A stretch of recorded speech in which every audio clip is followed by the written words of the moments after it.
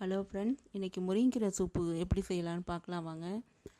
இன்றைக்கி வந்து நான் முருங்கீரை கொஞ்சம் ஒடிச்சேன், கொஞ்சம் துளிராக இருந்ததுனால சரி சூப் வைக்கலாம், ரொம்ப நாள் ஆகுது செய்யலான்னு சொல்லிட்டு நான் அதை உருவி எடுத்து வச்சுருக்கேன். அதுக்கு வந்து துளிராக தான் இருக்கணும் சூப் வைக்கிறது. அது காம்பெலாம் இல்லாமல் கோதெல்லாம் சுத்தமாக எடுத்துட்டு நல்லா துளிராக தான் போடணும். அப்போ தான் அது வந்து நல்லா வேகும், நல்லாவும் இருக்கும். காம்போடு இருந்ததுன்னா பல்ல மாட்டுற மாதிரி இருக்கும். அதனால் நல்லா துளிராக காம்பு இல்லாமல் ஆஞ்சி எடுத்து வச்சுட்டேன்.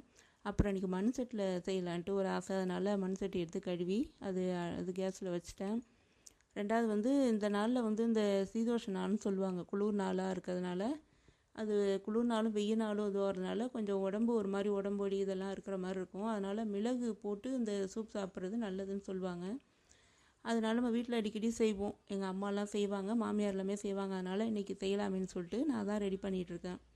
முதல்ல வந்து இதுக்கு எண்ணெய் ஊற்றி நல்லா காஞ்சதும் கடுகு போட்டு அது நல்லா வெடிச்சிட்ருக்கு. அடுத்தது வந்து நம்ம சாதம் சாதத்துக்கு வந்து அரிசி களைவோம் இல்லைங்களா, அது 2 தடவை நல்லா களைஞ்சிட்டு 3வது நல்ல தண்ணி நல்லா ஊற்றி வச்சுட்டு ஊற வச்சுருந்தோம்னா அது வந்து கழனி தண்ணி நல்லா கொஞ்சம் திக்காகவே கிடைக்கும். அந்த தண்ணி ஊற்றி வைக்கும்போது டேஸ்ட்டும் நல்லாயிருக்கும், நல்லா சத்து உள்ளதும் கூட. அதனால் நம்ம அதை திட்டமாக அந்த தண்ணி வந்து நான் 3 பேருக்கு வைக்கிறேன்னா இந்த அளவு தண்ணி போதும். இது போக கொஞ்சம் சுண்டிடும். வேணும்னா கொஞ்சம் தண்ணியாக சாப்பிட்றவங்க வேணும்னா தண்ணி ஊற்றிக்கலாம். எனக்கு இந்த அளவு பூண்டுறனால நான் இந்த அளவு வச்சுருக்கேன். இதுக்கு வந்து நம்ம வந்து ஒரு 3 பிடி கீரை போட்டால் போதும். ரொம்ப போட்டோம்னா ரொம்ப கூட்டு மாதிரி பதம் இருக்கும், நல்லா இருக்காது. அதனால் அந்த அளவு போட்டால் நல்லாயிருக்கும். ஆனால் கீரை வந்து நல்லா துளுத்த கீரையாக போட்டால் தான் நல்லாயிருக்கும்.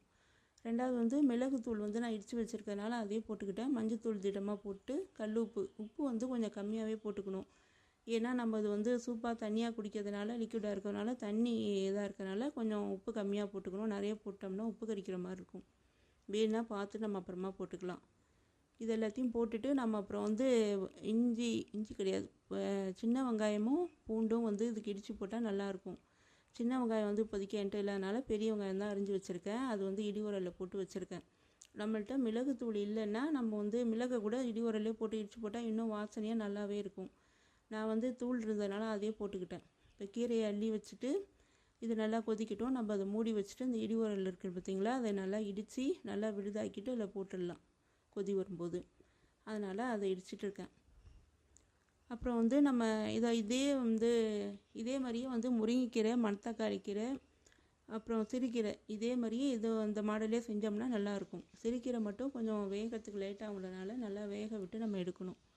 மற்றபடி எல்லாமே இதே போலவே செஞ்சோம்னா நல்லாயிருக்கும். இது வந்து நம்ம சாதத்துக்கும் தண்ணி சாறு மாதிரி விட்டு சாப்பிட்லாம், சூப் மாதிரியும் குடிக்கலாம், நல்லாயிருக்கும்.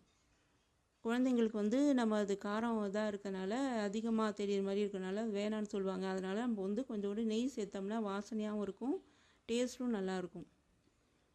நெய் போட்டு இல்லைன்னா வெண்ணெய் இருந்தால் கூட வெண்ணெய் கூட சேர்த்துக்கலாம். என்கிட்ட வெண்ணெய் இப்போதைக்கு இல்லை, நான் நெய் தான் சேர்த்துருக்கேன். அதை சேர்த்து நல்லா அதை கிளறி விட்டு மூடி வச்சிடணும். மூடிட்டு நல்லா அது கொதிக்கணும்.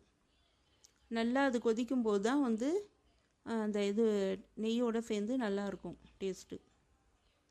அதோடு அதை நல்லா மூடி வச்சுட்டு அது கொதிச்சிட்ருக்கு. நான் வந்து இப்போ நாங்கள் 3 பேர் தான் இருக்கிறதுனால இந்த அளவு வச்சுருக்கேன். நம்ம நிறைய பேர் வீட்டில் இருந்தோம்னா அதுக்கு தகுந்த மாதிரி நம்ம கூட வந்து செஞ்சுக்கலாம். அப்போது வந்து நம்ம சில பேர் வந்து இல்லை பச்சை மிளகா அந்த மாதிரி காரம்லாம் கூட போடுவாங்க. அவங்க வந்து வேணா போட்டுக்கலாம். நான் இப்போ மிளகு மட்டும்தான் போட்டிருக்கேன்.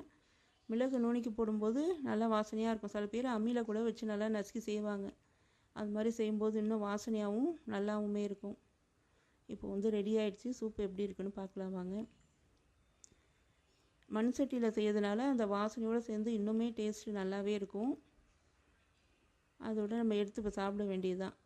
திட்டமான பதத்தில் இருக்குது, எடுத்து சாப்பிட்லாம். இதை வந்து நம்ம ரசத்துக்கு பதில் கூட போட்டு சாப்பிட்டா நல்லாயிருக்கும். எனக்கு எப்போதும் பிடிக்கும், நான் அந்த மாதிரி சாப்பிடுவேன். உங்களுக்கு பிடிச்சா அந்த மாதிரி நீங்களும் ட்ரை பண்ணி பாருங்கள். இல்லை சூப்பாக வந்து குடித்தாலும் சரிதான். இது முளைக்கீரை இதெல்லாம் செய்யும்போது மட்டும் நம்ம வந்து காரம் கொஞ்சம் தூள் அதிகமாக சேர்த்துக்கணும். ஏன்னா அது வந்து முளைக்கீரை வந்து அதிகமான அடர்த்தியில் இருக்கிறதுனால கொஞ்சம் காரம் கம்மியாக இருக்கிற மாதிரி இருக்கும். மணத்தக்காளி இதெல்லாம் செய்யும்போது இது முருங்கீரைன்றனால காரம் கம்மியாக போட்டிருக்கேன். இந்த அளவு போட்டோம்னா நல்லாயிருக்கும். இப்போ எப்படி இருக்குன்னு ஹலோ ஃப்ரெண்ட்ஸ், இன்னைக்கு